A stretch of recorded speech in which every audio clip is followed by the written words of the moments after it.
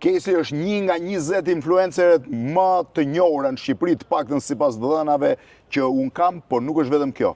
Është ndër ato influencere që praktikisht e përdor në mënyrën më të mirë të mundshme, pra më të dobishme nëse mund ta quajmë kështu, i përdor rrjetet sociale.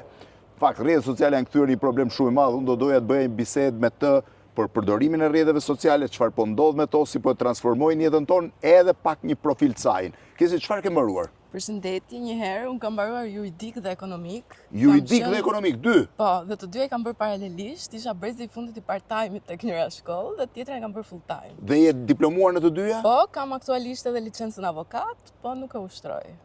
Pra ti ke mbaruar juridik dhe ekonomik, nga Tirana je? Jo, jam nga Durrësi. Nga Durrësi. Dhe pse u fute në këtë botën e rrjeteve sociale? Unë kisha pasion që në gjimnaz, pavarësisht se prindrit u munduan që të më ndalonin, sepse në atë kohë ishte gjë që... Se prindrit nuk kishin qef. Po, më thonë, je duke na harxuar shumë lekë kur do na i kthesh. Po, edhe?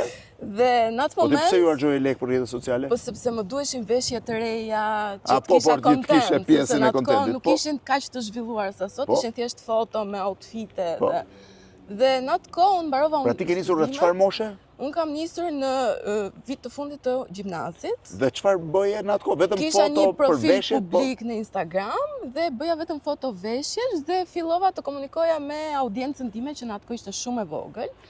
Po, paralelisht isha dhe kryeministre shkolle dhe kisha e zgjerova pastaj. Po ti pas ke pas edhe postin. Pra praktikisht nise me promovim, po them, të veshjeve, të stileve, të kombinimeve dhe fillove të kishe ndjekje. Dhe aty filluan të rriteshin ndjekësit. Dhe kështu jemi shtuar gjatë gjithë kohës me njëri tjetrin, domethënë unë u rrita në profesion, u rrita në familje, filluan të më shtoheshin ndjekës që donin këtë jetën familjare. Kështu fillon zgjeron dhe komuniteti. Dhe ti fillove ti fokusohesh e kësaj. Sot sa ndjekës kanë secili? Sot kam 130.000 ndjekës në njërën platformë dhe 135 në TikTok.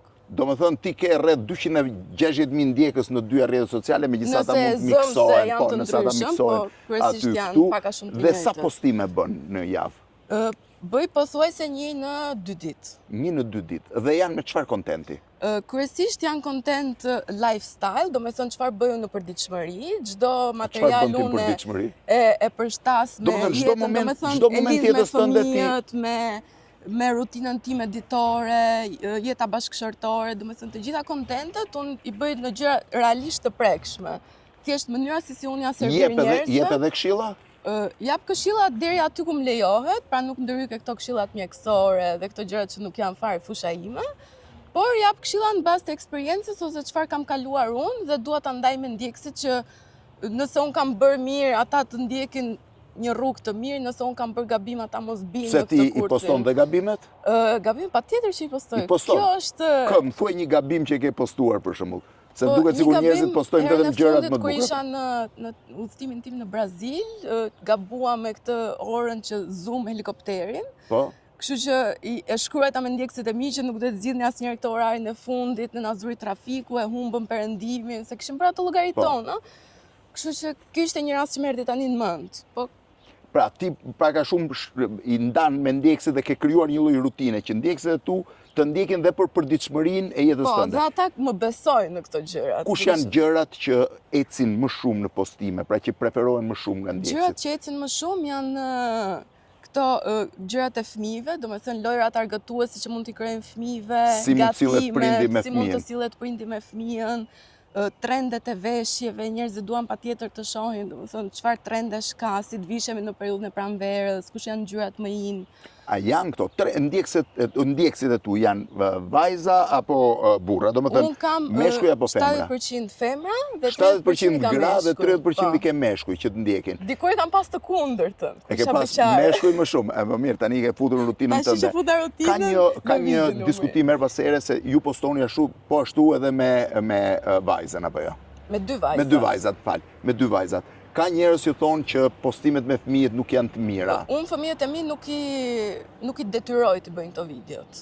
Domethënë nuk është se unë kam një ditë të caktuar që do të xhiroj me vajzat dhe hajde ta bëjmë, ato thjesht janë në habitatin e tyre, në mënyrën më spontane të mundshme. Pra ata janë spontane brenda saj, është pjesë e jetës tyre. Janë momente që unë kam qef ti registroj dhe pse jo ti ndaj me njerëzit gjërat e bukura. Dhe ka më shumë ndjekje kur je me vajzat, kur je në profilin tënd më familjar. Ka më shumë ndjekje sepse njerëzit i kanë qef gjërat që lidhen shpirtërisht, familja e madhe, e bukur, sjellja në familje. Ka më shumë ndjekje. Ka më shumë ndjekje. Ka një gjë që më bën përshtypje, biles dua ta trajtoj si temë diskutimi dhe në YouTube.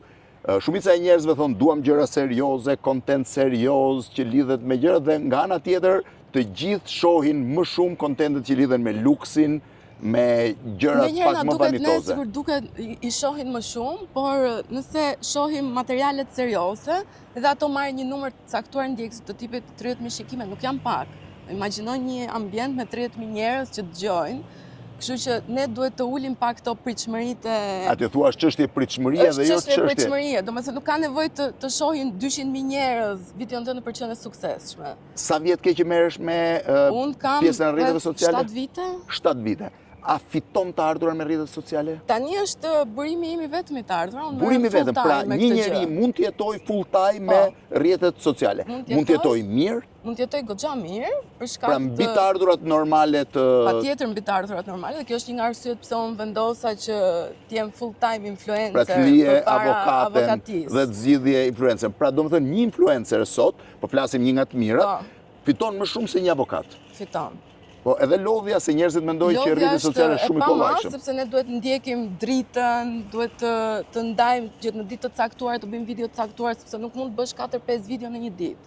Duhet shohësh kohën, duhet shohësh veshjet, vendin. Shumë, sa janë postimet, sa paguhen postimet mesatare, po themi, jo tuat, po përgjithësinë treg. Postimet fillojnë nga 100-200 euro deri në vlera 5.000, 10.000, varet nga shkon deri në këto vlera. Lloji personazhit dhe audienca që ka. Që ka dhe sa veta e shohin. Sepse influencerat tani e kanë platformën e tyre si një televizion vetë. Deri tani influencer kanë qenë kryesisht njerëz të famshëm në fusha të tjera, pra kanë qenë në televizion, kanë qenë në muzikë, kanë qenë kurse sot po krijohet ide influencerëve të cilët nuk është se kanë një background të famshëm diku tjetër, po befas hyn në rrjetet sociale dhe bëhet influencer dhe njerëzit nuk e kuptojnë dot si dikush mund të jetë thjesht influencer pa qenë i famshëm në një fushë tjetër. Po sepse sot ta thash rrjetet sociale janë njësoj si televizioni, kështu që ne personazhet e rrjeteve sociale kemi ka shumë të njëjtën peshë me njerëzit që i shohin në televizion. Po, sa e ke totalin e shikueshmërisë në muaj?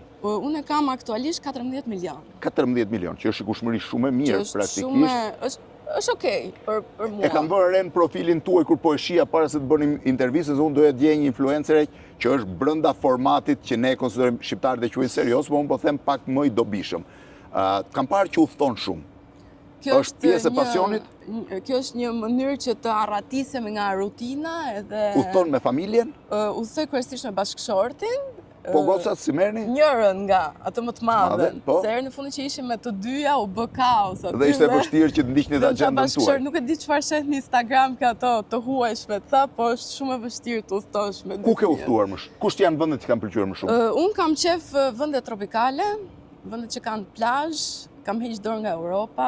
Jo, Europa... Se është pak a shumë kudo që të shkosh ka të njëjta gjëra dhe të njëjtin stil. Kush është vendi që të ka impresionuar më shumë?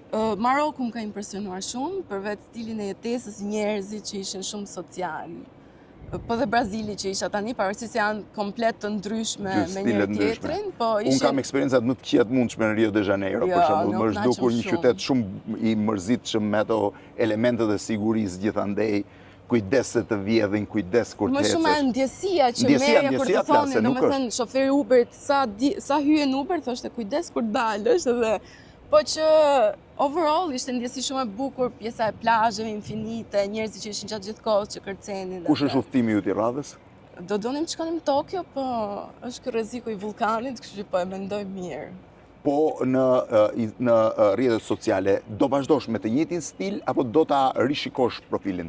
Unë rishikoj her pas here profilin tim, shoh çfarë kam bërë mirë gjatë muajit, çfarë kam bërë keq, kush janë postimet që kanë ecur më shumë, pse kanë ecur dhe kështu bëj një... Ka një logjik pse një postim ecën më shumë dhe një tjetër më pak? Absolutisht që po. Të gjitha postimet nuk janë thjesht gjëro një video të bukur dhe hidhe në rrjet, duhet menduar 100 herë që nga ora kur e poston, që nga mënyra se si e nis videon, sepse ai 10 sekondë që parë është shumë i rëndësishëm.